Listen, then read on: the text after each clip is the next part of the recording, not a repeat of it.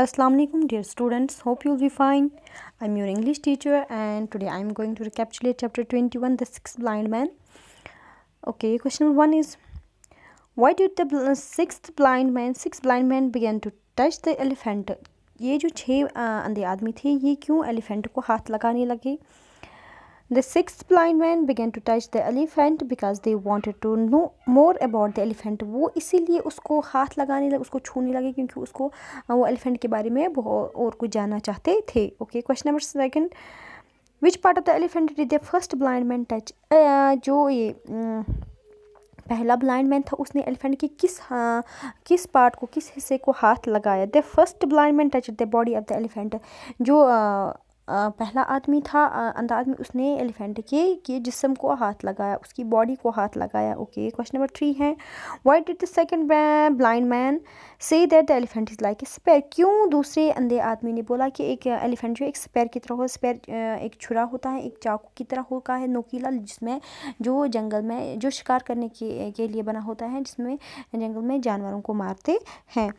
तो उसने यही बोला कि एक एलिफेंट ऐसा ही होता है. क्यों इसने ऐसा बोला? The second blind man touched the tusks of the elephant and said that the elephant is like a spare.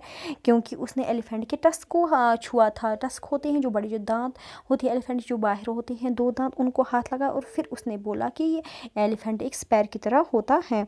Okay, question number 4, what did the third blind man say about elephant? तीसरे अंधे आदमी ने elephant के बारे में क्या बोला?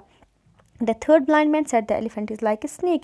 तीसरे अंधे आदमी ने बोला कि एलिफेंट किसकी तरह होता है? स्नेक की तरह, सांप की तरह होता है, क्योंकि उसने एलिफेंट के ट्रंक को हाथ लगाया था. Who said the elephant is like a big tree? किसने बोला एलिफेंट एक बड़े पेड़ की तरह होता है? The fourth blind man said the elephant is like a big tree. चौथे अंधे आदमी ने बोला कि एलिफेंट एक बड़े पेड़ की तरह होता है. ओके, क्वेश्चन नंबर 6 है, which part of the elephant did the fifth blind man touch when he said it is like A fan? जो 5वां अंधा आदमी था उसने एलिफेंट के किस हिस्से को हाथ लगा और फिर उसने बोला एलिफेंट एक फ़ैन की तरह होता है, एक पंखे की तरह होता है. The fifth blind man touch the years of the elephant when he said it's like a fan. जो फिफ्थ ब्लाइंड 5वां अंधा आदमी था उसने एलिफेंट के ईयर्स को हाथ लगाया और उसके बाद उसने बोला कि एलिफेंट एक फ़ैन की तरह होता है, क्योंकि उसने देखा एलिफेंट जो होता है वो अपने ईयर्स को ऐसे घुमाता है, तो उसको लगा कि ये फ़ैन की तरह हवा दे रहा है, उसको लगा कि एलिफेंट एक फ़ैन की तरह होता है. ओके, क्वेश्चन नंबर 7 है, why did the sixth blind man say the elephant is like a rope? जो सिक्स्थ ब्लाइंड मैन है उसने क्या देखा?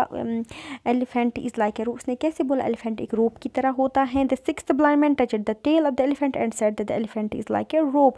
जो छठा जो अंधा आदमी था उसने एलिफेंट की पूंछ को हाथ लगा और फिर उसने बोला एलिफेंट एक रोप की तरह होता है, क्योंकि ये सारे लोग देख नहीं सकते, इसीलिए जिस पार्ट को ये हाथ लगाते थे वो उसी को मानते थे कि एलिफेंट ऐसा ही होता है.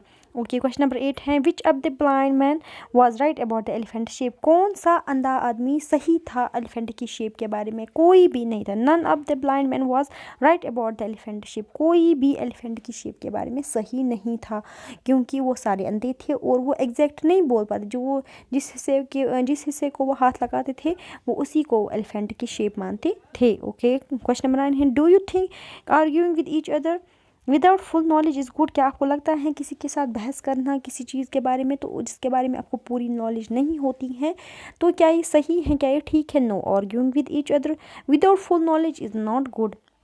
किसी के साथ बहस करना जिसके बारे में आपको पूरी इन्फॉर्मेशन नहीं होती है तो ये सही नहीं है. Okay, question number 10, which is the how is little knowledge कैसी होती? Little knowledge is dangerous. जब इंसान को पूरी नॉलेज नहीं होती है तो हमारे लिए खतरा बनती है.